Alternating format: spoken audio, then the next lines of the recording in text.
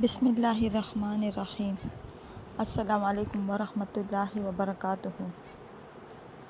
شوہر کی ناشکری بھی کفر ہے، اور کوئی کفر کسی کفر سے کم ہوتا ہے۔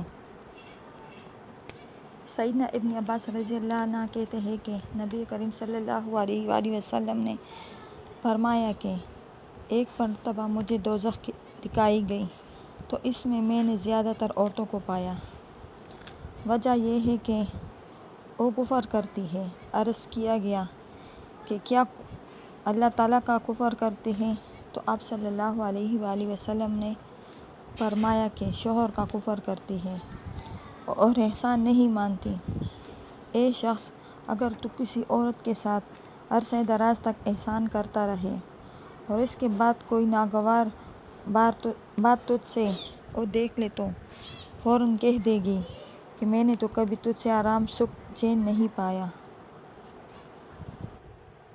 گناہ جاہلیت کے کام ہے اور ان کا انکار کرنے والا صرف ان کے ارتکاب سے بغیر شرک کرنے کے کافر قرار نہیں دیا جائے گا۔ سیدنا ابو ذر رضی اللہ عنہ کہتے ہیں کہ میں نے ایک شخص کو جو میرا غلام تھا گالی دی، یعنی اس کو اس کی ماں سے غیرت دلائی تھی۔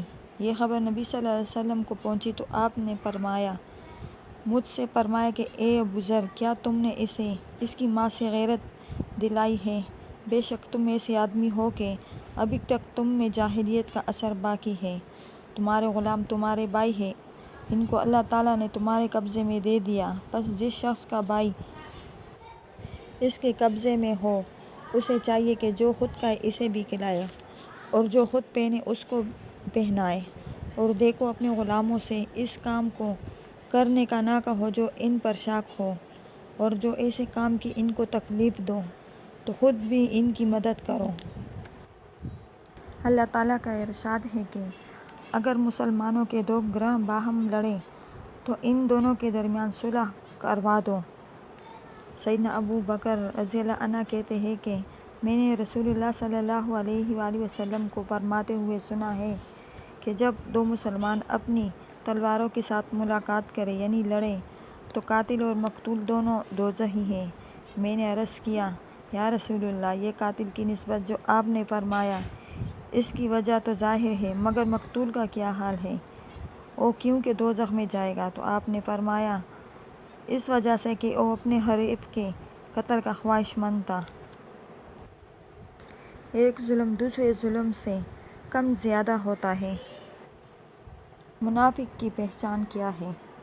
سیدنا ابو ہریرہ رضی اللہ عنہ نبی صلی اللہ علیہ وآلہ وسلم سے روایت کرتے ہیں کہ آپ نے فرمایا منافق کی 3 خصلتیں ہیں: جب بولے تو جھوٹ بولے، اور جب وعدہ کرے تو وعدہ خلافی کرے، اور جب اس کے پاس امانت رکھی جائے تو اس میں خیانت کرے۔ شب قدر میں قیام عبادت کرنا ایمان میں سے ہے۔ سیدنا ابو ہریرہ رضی اللہ عنہ کہتے ہیں کہ رسول اللہ صلی اللہ علیہ وآلہ وسلم نے فرمایا جو کوئی ایمان یقین رکھتے ہوئے ثواب جان کر شب قدر میں عبادت کے لیے بیدار رہے تو اس کے گزشتہ تمام گناہ معاف کر دیے جائیں گے۔ جنازوں کے پیچھے چل کر جانا ایمان میں سے ہے۔ سیدنا ابو ہریرہ رضی اللہ عنہ سے روایت ہے کہ رسول اللہ صلی اللہ علیہ وآلہ وسلم نے فرمایا جو شخص کسی مسلمان کے جنازے کے پیچھے ایمان کا تقاضا اور ثواب سمجھ کر جاتا ہے اور جب تک کہ اس پر نماز نہ پڑھ لی جائے اور اس کے دفن سے فراغت حاصل نہ کر لی جائے اس کے ہمراہ رہتا ہے تو وہ 2 حصہ ثواب کے لے کر لوٹتا ہے، اور ان میں سے ہر ایک حصہ احد پہاڑ کے برابر ہوتا ہے، اور جو شخص صرف جنازے پر نماز پڑھ لے پھر تدفین سے پہلے لوٹ آئے تو ایک قرات ثواب لے کر لوٹتا ہے۔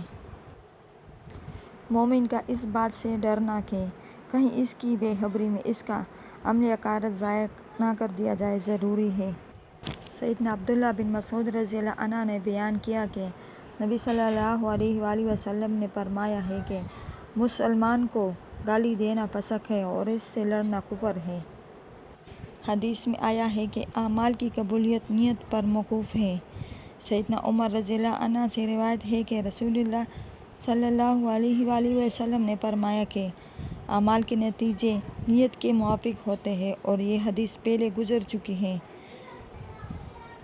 یہاں اس میں یہ زیادہ ہے کہ نبی صلی اللہ علیہ وآلہ وسلم نے فرمایا، اور ہر شخص کے لیے وہی ہے جو نیت کرے، لہٰذا جس کی ہجرت اللہ اور اس کے رسول کے لیے ہوگی تو اللہ کے ہاں اس کی ہجرت اسی کام کے لیے لکھی جاتی ہے جس کے لیے اس نے ہجرت کی۔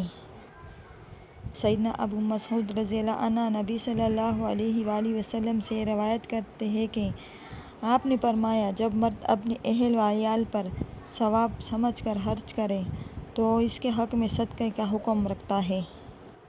اللہ تعالیٰ ہمیں اور آپ سب مسلمانوں کو اسلام کو صحیح سمجھنے اور اس پر عمل کرنے کی توفیق عطا فرمائے، آمین۔